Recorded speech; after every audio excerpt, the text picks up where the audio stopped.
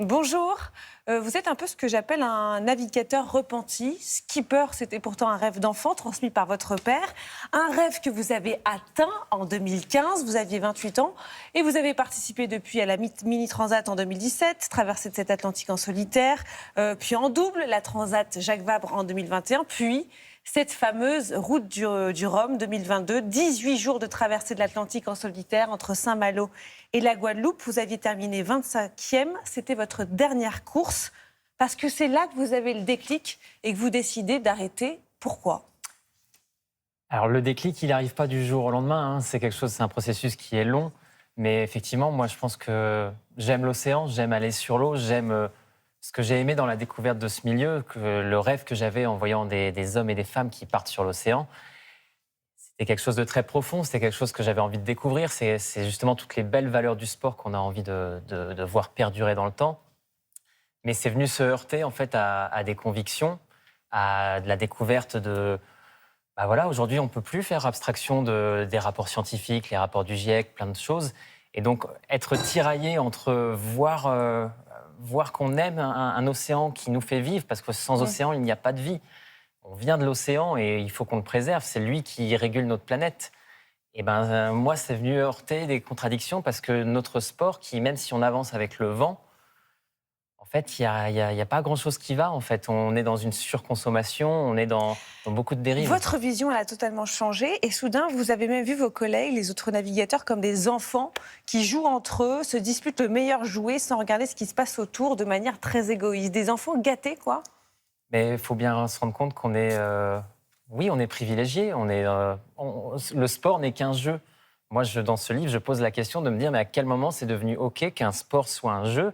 Moi, je prône que oui, la beauté de l'inutile a toute sa place, mais il faut qu'elle soit soutenable, aussi bien pour la biodiversité et le vivant actuel que les générations futures. Pour en venir là, il y a quand même, vous le dites, hein, c'est venu au fur et à mesure, Et d'abord, ce jour, justement, enfin, en route du Rhum 2022, vous vous agacez en voyant les préparateurs laver des bateaux à l'eau douce. Pourquoi ? C'est pas comme ça qu'on fait ? On a toujours fait comme ça et on nous dit on a toujours fait comme ça, donc pourquoi on ne changerait pas ? Il y a un moment, quand on est en crise, en stress hydrique sur toute la région Bretagne depuis des mois, effectivement que ça me choque que pour un usage privé, un usage comme pour les golfs ou les piscines, il y a un moment, moi ça me gêne de se dire que je suis désolé, c'est pas parce que c'est pas propre, on peut laver avec de l'eau de mer et de juste faire beau. Ça veut dire quoi faire beau en fait ? Il n'y a pas que ça. Vous êtes assez dur d'ailleurs avec les marins. Pas de compassion pour eux quand ils ont des accidents en mer et frappent des objets flottants non identifiés. Vous voudriez qu'on mette des mots sur ces objets ?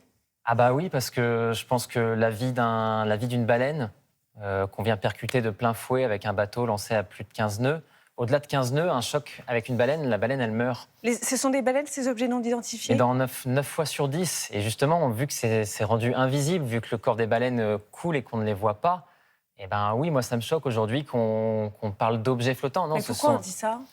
Parce qu'on n'a pas envie qu'on associe... mettez-vous à la place d'un sponsor ou d'une équipe de course. On n'a pas envie que ça soit visible. Donc, il y a une espèce d'omerta autour de ça. C'est en train de changer. Récemment, il y a une équipe, parce que je fais partie d'une association, on a essayé d'amener le terme.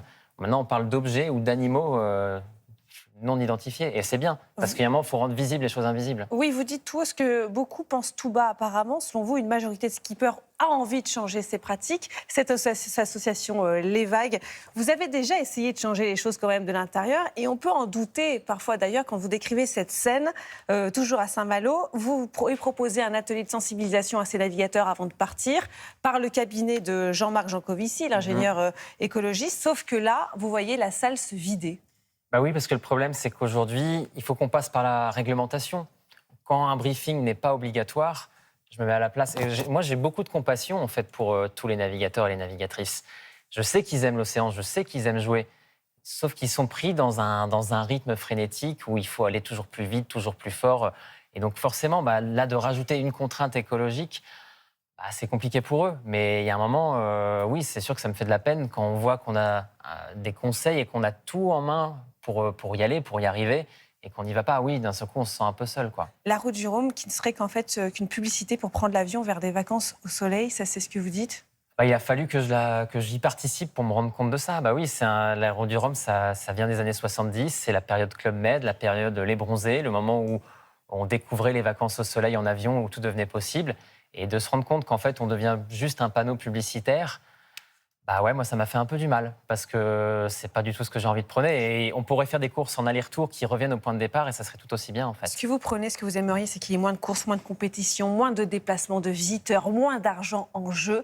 C'est un peu culotté, c'est un peu osé. Et d'ailleurs, est-ce que c'est audible de dire ça quand on sait qu'on est à 37 jours des Jeux Olympiques et on sait qu'on va accueillir des millions de visiteurs, justement, et qu'on en est content?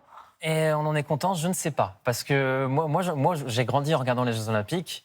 Aujourd'hui, de voir qu'un sponsor principal produit 4000 bouteilles en plastique par minute et qu'il est le sponsor principal d'un événement pareil, moi, ça me fait du mal et je ne peux pas cautionner quelque Mais chose c'est comme pas ça. ce genre d'événement qui permet de réunir, de rassembler et de sensibiliser aussi? Ah, j'ai un doute, mais je pense qu'effectivement, ce qu'il faut garder dans la compétition, c'est le sens de l'effort, le partage, de rassembler, mais pour des bonnes raisons.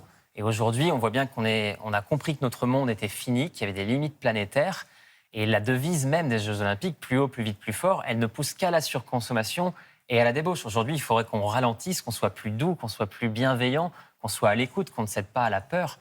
Et aujourd'hui, on voit bien aujourd'hui que bah, la peur est en train de diriger, en tout cas, une partie des actions collectives, alors qu'il faudrait qu'on retrouve de la confiance en nous-mêmes, quoi. Merci beaucoup, Stan Thuré. Réduire la voilure, c'est donc ça votre conseil. C'est aux éditions Robert Laffont. Merci beaucoup.